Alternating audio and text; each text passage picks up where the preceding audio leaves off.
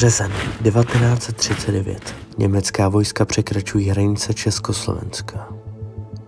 1. září 1939 začíná největší konflikt, jaké lidstvo ještě nepoznalo. Nacistické Německo se rozpíná po celé Evropě. Evropa se řítí do temnoty.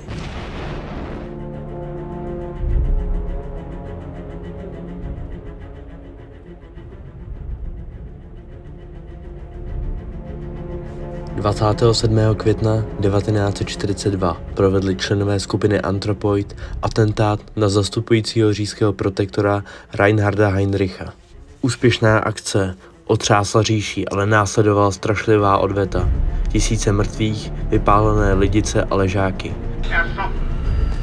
Heinrichovo místo dočasně zastává Karl Hermann Frank. Ten vyhlásil výjimečný stav a zákaz vycházení. Za informace vedoucí k zatčení pachatelů je vypsána odměna ve výši 10 milionů korun. Všichni, kdo pachatelům napomáhali, i členové jejich rodin, budou zastřeleni.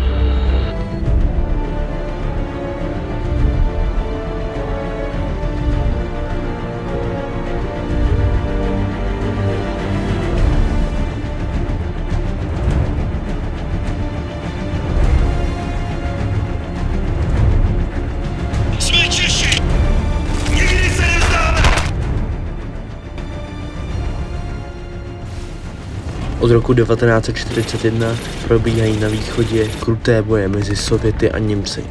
Američané mezitím chystají velkou invazi, která má otevřít druhou frontu v Evropě. 6. června 1944 začala invaze na 5 plážích Normandii: Utah, Omaha, Gold, Juno a Sword. Boje byly kruté a ztráty obrovské, ale obrana byla prolomená.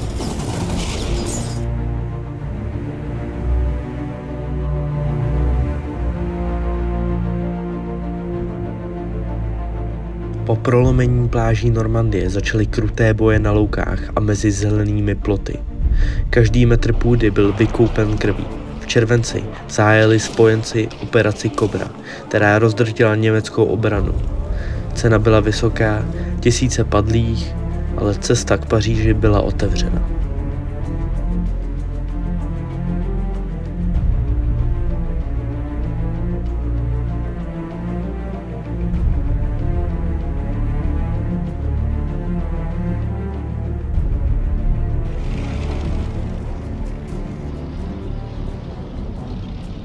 19. srpna 1944 byla Paříž osvobozena.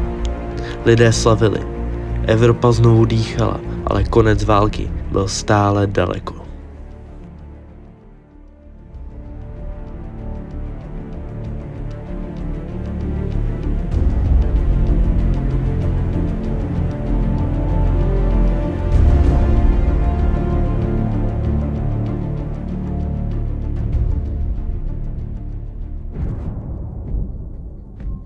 Podzim 1944. Pro urychlení války bylo vybombardováno několik měst a přístavů. V rámci osvobozování vznikla výsadkářská operace Market Garden pro rychlejší dobývání měst.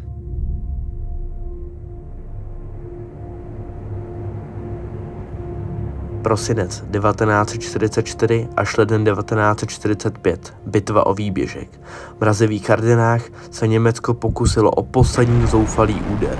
Americká armáda čelila největší zkoušce. Bylo nasazeno několik nových divizí. Krvavá obrana, omrzliny, obrovské oběti, ale fronta se nezlomila.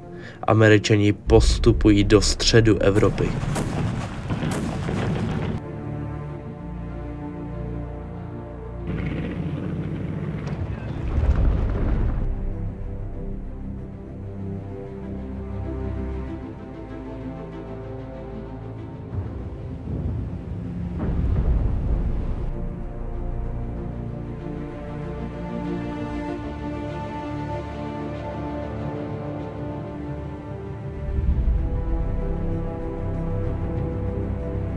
7. března 1945 Američané překračují Remagenský most přes řeku Rýn. Tímto krokem se dostávají do středu Evropy.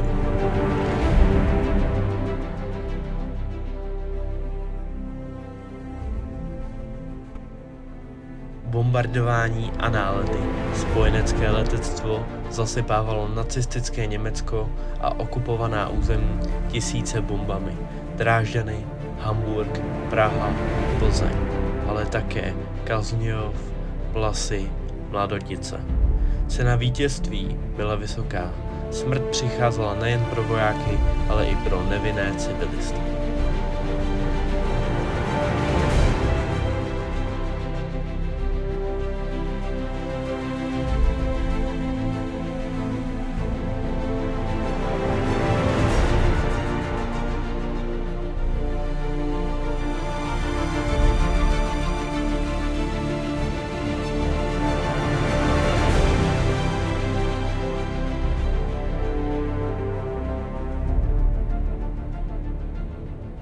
– 25. dubna 1945 u města Torgau na řece Labi se setkali američtí a sovětští vojáci.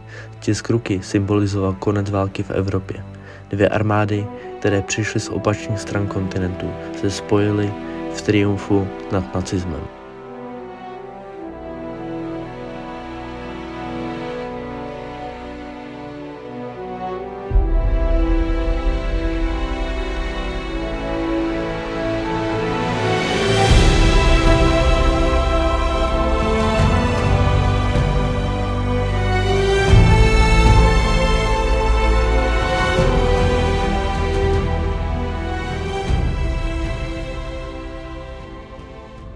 Během druhé světové války nacisté systematicky pronásledovali a vraždili miliony Židů, Romů a dalších menšin.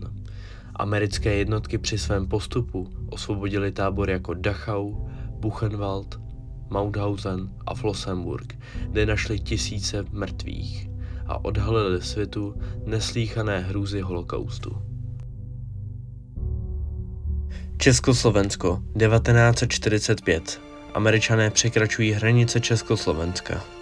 Americké jednotky osvobozují první vesnice a města. Válka už je u konce, ale bitvy stále probíhají.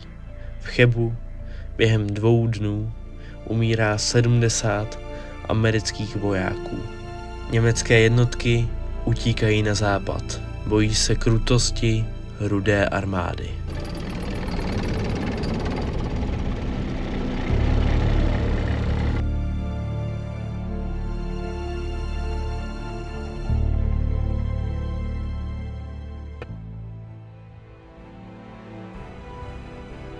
6. května 1945 Plzeň je osvobozená a její obyvatelé po letech strachu a útrap opět pocítili svobodu. Příchod americké armády znamenal nejen konec války, ale i naději pro nový začátek.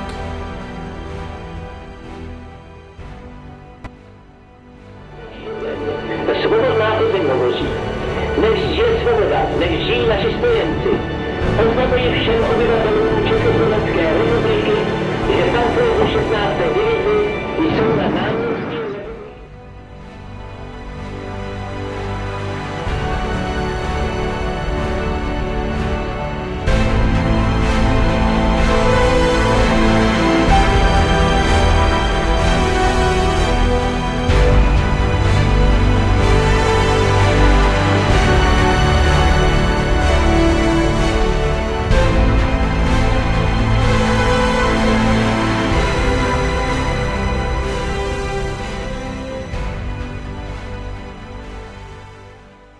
Dnes si připomínáme odvahu těch, kteří bojovali a padli za naši svobodu.